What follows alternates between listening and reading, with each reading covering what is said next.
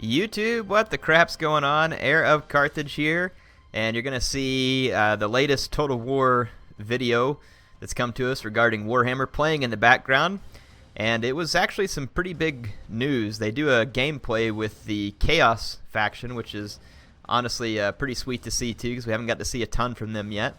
But the big news really was that Joey and Darren announced that the Chaos Warriors are going to be available for all who for free. They're still a DLC, but they'll be free not only for those who pre-order, but they'll also be free for anybody who buys the game in the first week.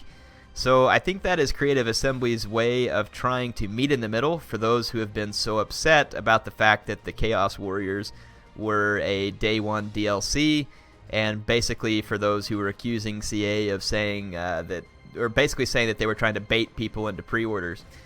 So really what that means is that you have the opportunity to wait till the game comes out and see people's reviews and buy it in week one, and you would still get the Chaos Warriors for free.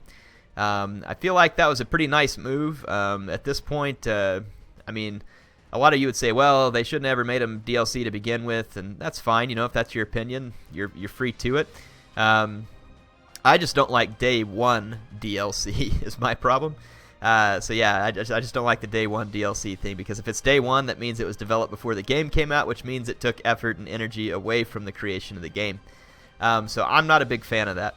Not day one. I don't mind DLC after then. I just want the game to be released properly on day one. Now that's my opinion. And that's not the whole purpose of this. But anyway, I think that's neat. I'm gonna get a chance to review this game for you. I'll get a chance to play it before the game comes out and start reviewing it. And of course, I'll release stuff to you as soon as I'm able to. There's always embargoes and all that other stuff too. I mean, they're not just gonna let you put stuff out there about the game forever before it releases, because, you know, they're trying to finish it, obviously. But anyway, you're seeing a lot of the Chaos troops here, and there were some pretty neat troops. They were showing off some of their monstrous infantry units, and this is something I don't know. Does Chaos have ranged units? They may. I don't remember. I know the vampire counts do not have ranged units other than like the magical spells. This cavalry looked pretty sweet. The flaming lances and shields and hooves and everything. A lot of the units from Chaos are looking very nice. And Darren is actually fighting up against the dwarves. You can see some dwarven ruins around the map. Really looking good. Looking very good. That's good. And I've noticed there's a few things you'll see throughout this battle that I like. And I've noticed these things when I've gotten to be hands-on with Warhammer as well. Not all the charges are completely brilliant looking. Like every now and then I still see like groups kind of bunching together real hard like they do on Total War Rome 2 and Attila. However, a lot of the charges in this game are looking much better. And you're going to see some cavalry charges where people are getting properly thrown and tossed around. And there's some nice animations. The character models are looking very good in the game. And then the fact that they spent some time to release this DX12 and 64-bit is just very, very good. Very happy that Creative Assembly delayed the game until May to get this stuff done. And then I think it's a nice showing on their part to make the Chaos Warriors available to people who buy it in the first week, because at that point it's pretty much saying, hey, you'll get a chance to see the game, and if you still want the Chaos for free, you can buy it after the game releases, and you can still do that in the first week. So I think that's a fair way for them to meet us on this. Again, not saying that this makes me like Day 1 DLC, but I thought that was a fair way, if they're going to do Day 1 DLC, to turn around and kind of make it fair for the consumer at that point, to make sure that they're confident in their purchase of the game. And to me, that's good too, because that should show some confidence, and I hope I'm right. I don't have like any knowledge that you all don't at this point. I'm speculating.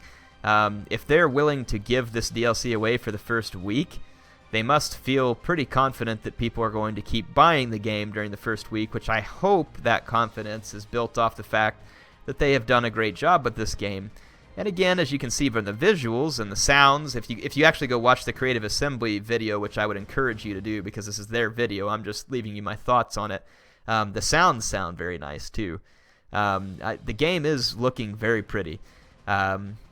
And that's not a bad thing. Now, of course, the looks aren't everything, but again, in the 2 or 3 times that I've gotten to play this game in person so far, it has played very well compared to Rome 2 and Attila when I got to play them pre-release. The game probably isn't perfect. I haven't gotten to play it enough to like get in and try and be looking for bugs, and all the stuff I played was pre-launch anyway, so there's no telling whether or not it's going to be that way in the release. But for any pre-release versions of this game I've played, it's been playing very well.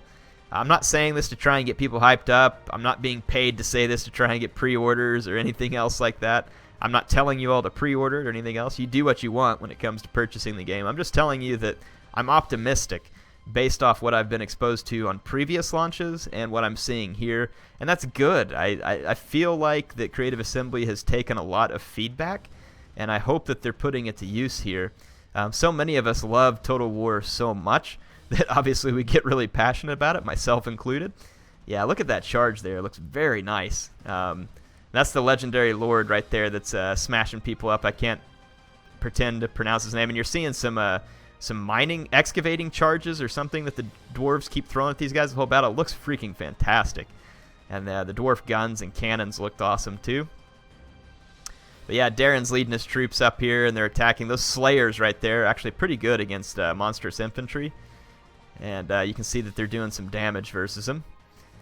And yeah, so the game still does have that feel of certain units that are good against large. Throwaway units are still there. Cavalry units like shock cavalry still plays its role. The big difference is the magic and the monsters. And they don't play in a way that's too unfamiliar, really. Like, we're all used to like leader skills. So imagine playing with the Swaby in Rome 2.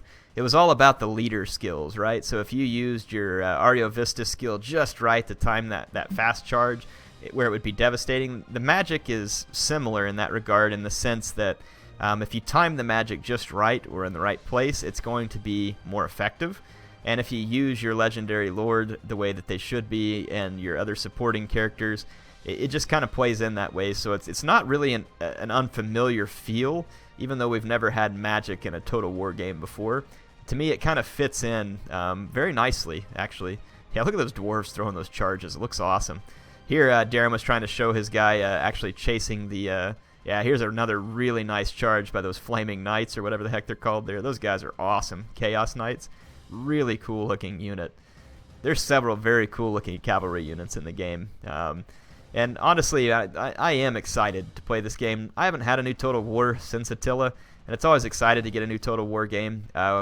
I mean, if I just had to pick between fantasy and history, of course I'd pick a history title, but I'm not upset to have a new Total War game, even if it's not historical. We know that they're developing the next historical Total War title already, and that's great. We also know that Total War Arena is getting into its final states. The open beta was finished, and they're doing some stuff there, so there'll be more Total War upcoming for us, and I'm kind of interested to see what they do with Arena on its re-release. It wasn't necessarily my favorite thing whenever it was out, but I liked it too. It was fun. I'm just not into that type of game too much. It was kind of like a MOBA game, and I'm not really into those. But at the same time, it was enough that I enjoyed it. I guess that for me the challenge is that it was fun, but it wasn't fun enough to pull me away from my mainline Total Wars. But I'm certainly going to take a look at it when it comes out. Yeah, that was pretty sweet with the gyro bomber coming in there, doing a melee attack, and then dropping the bombs. Really cool looking. So yeah, I'm going to give it a shot, absolutely, when it comes out, and we'll take a look at it. Sometimes there's games that I don't think I'll like that I do end up liking, and the only way to know is to give them a try. And in this case, that's why whenever I first heard about Warhammer, I was like, man, I don't know. I kind of want a historical title, and I kind of just waited, and I was like, you know what, I'll give it a chance. We'll take a look. And I have to admit that playing it is fun. I hope you all have fun with it the way that I have. Of course, I've only gotten to play it in a limited fashion, but I hope that you enjoy it. I know I have, and I'm excited for the full game to come out. Definitely excited to get my hands on it and try it. So what do you all think about the Chaos faction and what you got to see here today? Some of the monsters and stuff are looking pretty sweet. Should lead to some epic campaign footage and battle footage. And definitely that's one of the things I'm excited about for Warhammer, is that just all the crazy creatures and stuff ought to make for some really entertaining videos, and I'm sure that people will be able to make some cool machinima type comment with it and stuff like that, or content. So I mean, it really ought to lead to a whole lot of fun, and that's one of the reasons why I kind of warmed up a little bit to this idea of fantasy in Total War, is just because it can create something that we don't normally see. Don't get me wrong, the epic historical battle feel is fantastic, and I will always take more of that. In fact, I mean, I would be absolutely like crazy with glee if they redid Empire Total War or something, or a Medieval 3. Like I'm at this point, I'm almost fine with just about any historical Total War. I'm just excited to see the next one. They made some nice strides on Attila, and I think the fact that Warhammer has now brought around DX12 and 64-bit, that's all the more reason for me to be excited about the next historical Total War. It's like, bring it on, you know. Let's get that out here and use all these new software tools to make the games run smoother and look nicer, and just kind of take Total War to the next level. I mean, when you think about where it came from, the original Shogun Total War and then Medieval Total War, those were pretty impressive games for the time. And then all of a sudden, out of the blue, here comes Rome Total War, full 3D battles. Check out this dwarf hopping up off the ground. This is their legendary lord here too. Look at the background. This was such a cool shot. He's like, yo! And then he missed. So they said that the legendary lords don't react every time, or else they'd never get a hit in, of course. So they said that it is programmed to where they sometimes don't react. But he killed that giant monster thing there, which was pretty sweet. But anyway, yeah, this battle's kind of wrapping up. Darren ends up wrapping up the dwarfs pretty hard here. He's always talking about when he lost and you all gave him a hard time. So it looks like he's really fighting for his pride here, which is kind of funny. I don't know. People tell me I suck a lot of times at videos. I don't really care, but I guess he's wanting to regain that pride.